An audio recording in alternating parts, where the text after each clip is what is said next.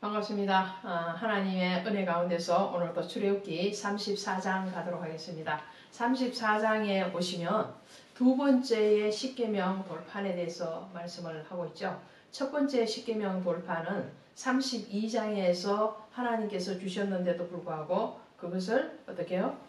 이스라엘 백성들이 송아지 우상을 만드는 그 놀라운, 정말 좋은 쪽에서 놀라운 것이 아니라 악한 쪽에서 놀라운 그 현장을 목격한 모세가 그 분노를 이기지 못하고 던져서 깨뜨려 버렸죠. 그런 이후에 하나님께서 다시 이스라엘의 그 완악하지만 그리고 그들의 정말 도무지 하나님을 경외하지 못하는 그런 어리석은 자리에 있음에도 불구하고 하나님의 사랑이 그들을 떠나지 못한다는 거죠. 이것이 바로 아버지의 사랑이죠. 아버지의 사랑은 탕자의 비유에서 나온 것처럼 그 아들이 집을 나가는 그런 철없음에도 불구하고 그 집을 나가서 정말 눈에 소원이 보이는 대로 그가 재산을 다 잃어먹고 돌아올 줄을 알면서도 그 아버지는 날마다 그 아들을 기다리고 있죠.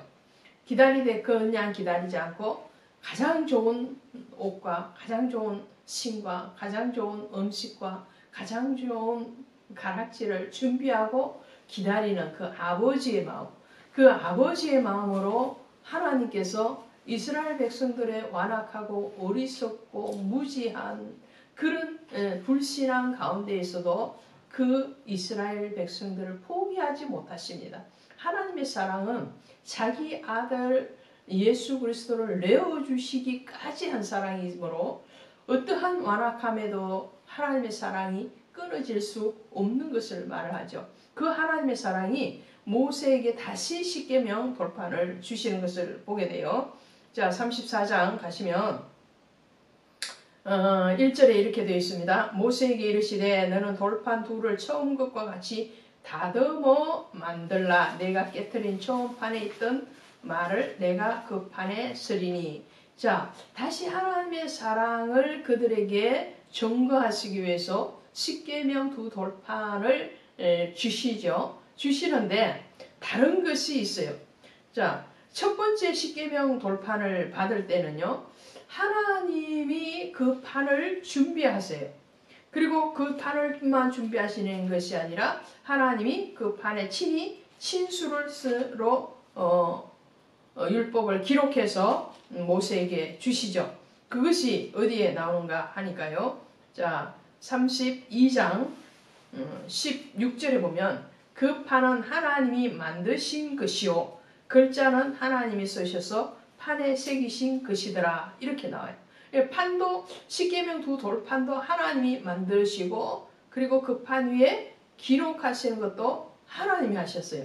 그런데 이스라엘 백성들이 범죄하고 모세가 분노한 그 대가가 무엇이냐면요. 이 두 돌판을 어떻게 해요? 이제는 다듬어서 만들어서 가지고 오라는 거예요. 처음에는 다듬어 만들어 오라고 말씀하신 게 아니라 하나님이 친히 준비하셨죠. 준비해 주십니다.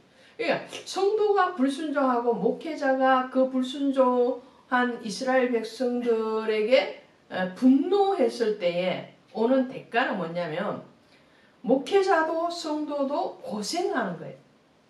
성도는 징계를 받죠. 또 모세는 어떻게 해요? 그 돌판을 다듬어서 가지고 올라가야 돼요. 목회자를 고생시키지 않는 방법은 뭐냐? 성도들이 하나님의 말씀 안에서 순종하는 겁니다. 또 목회자가 성도에게 품어야 되는 마음은 무엇이냐? 분노가 아니라 온유함이. 그러나 모세는 참 온유했던 사람이기도 했죠. 자, 어쨌든 이렇게 해서 돌판을 준비합니다. 그리고 또 하나 이 십계명 두 돌판이 깨트려지고 난 뒤에 일어나는 현상이 무엇이냐니까요. 2절에 있습니다. 아침까지 준비하고 아침에 시내산에 올라와 산 꼭대기에서 내게 보이는 때 아무도 너와 함께 오르지 말며 온 산에 아무도 나타나지 못하게 하고 양과 소도 산 앞에서 먹지 못하게 하라. 모세가 돌판 둘을 처음 것과 같이 깎아 만들고 아침에 일찍 일어나 그 돌판을 손에 들고 여호와의 명하신 대로 시내산에 올라가니. 34장 3절부터 4절까지 말씀인데요.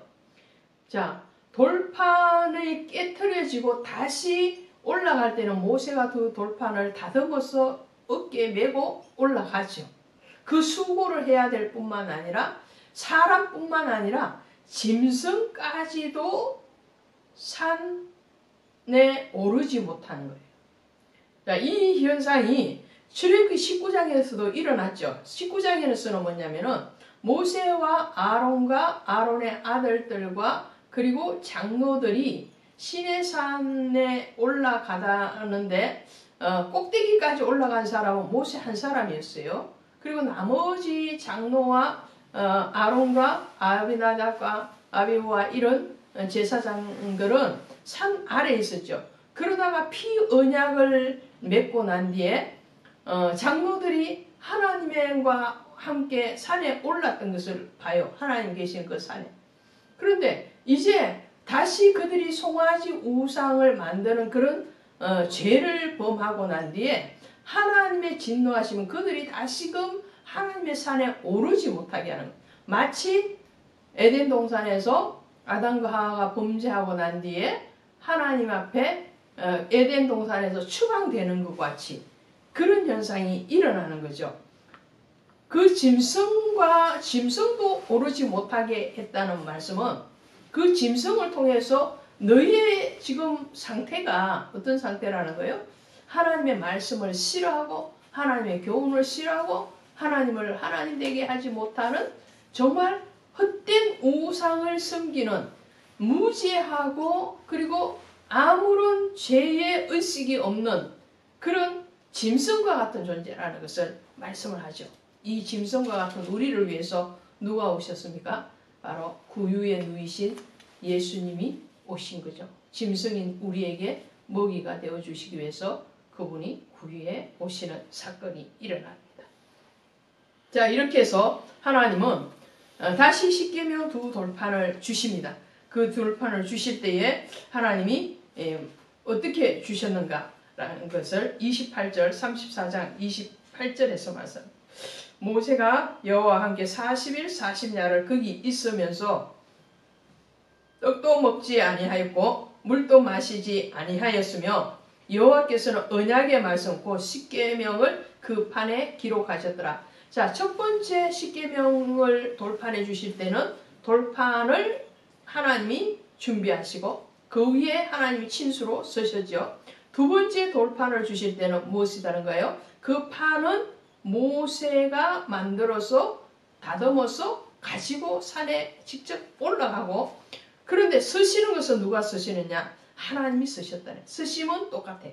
첫 번째나 두 번째나 여호와께서 언약의 말씀 곧 십계명을 그 판들에 기록하셨더라. 하나님이 기록하셨다. 사람이 기록한 게 아니라.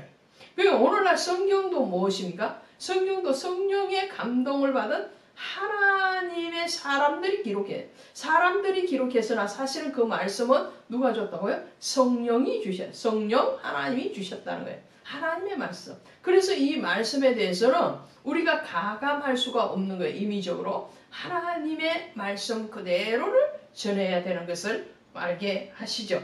자, 그 다음에 절기에 대해서 하나만 보시기를 원합니다. 초실제를 지킬 때에 22절에 보시니까 77절 곧 맥추의 초실절을 지키고 그렇게 말씀하죠. 예, 77절이라고도 하고 또 맥추절 혹은 초실절이라고 하는데 이 절기를 지키다라는 말에는 레카라는 말, 너를 위하여. 지난번 율법을 주실 때 어떻게 해요? 너희를 위하여 주셨어요. 그죠? 안식일도 너희를 위하여. 또 절기를 지키는 것도 뭐예요? 너희를 위하여, 너를 위하여. 그러니까 오늘날 우리가 말씀을 가까이 하고 그리고 예배자로 나아가는 것은 하나님을 위하여가 아니고 하나님이 우리를 위하여서 주신 거예요. 우리가 하나님과 교제하고 하나님의 생명을 얻을 수 있는 방법이 뭐냐? 바로 하나님 앞에 예배로 가까이 가고 말씀으로 가까이 갈 때, 그럴 때에 하나님의 영광뿐만 아니라 우리 자신을 지키고 또 우리 자신을 위하는 것이라는 것을 말씀을 하고 계시죠. 자, 이렇게 해서 모세가 시내산에 올라가서 십계명 두 번째 돌판을 받습니다. 그 돌판을 받고 내려오는 이 모세의 얼굴에 어떻게 해요? 광채가 가득했다는 거예요. 율법의 직분을 받은 모세의 얼굴에도 광채가 가득했는데 하물며 영의 직분을 받은 우리에게 그렇지 않겠느냐라고 바울이 말을 하고 있는 것을 보게 되죠. 오늘 출애굽기 34장으로 은혜를 나누었습니다. 오늘 우리가 하나님 앞에 순종되어지면 목회자도 성도도 복이 되는 것을 기억하시기를 바랍니다. 고맙습니다.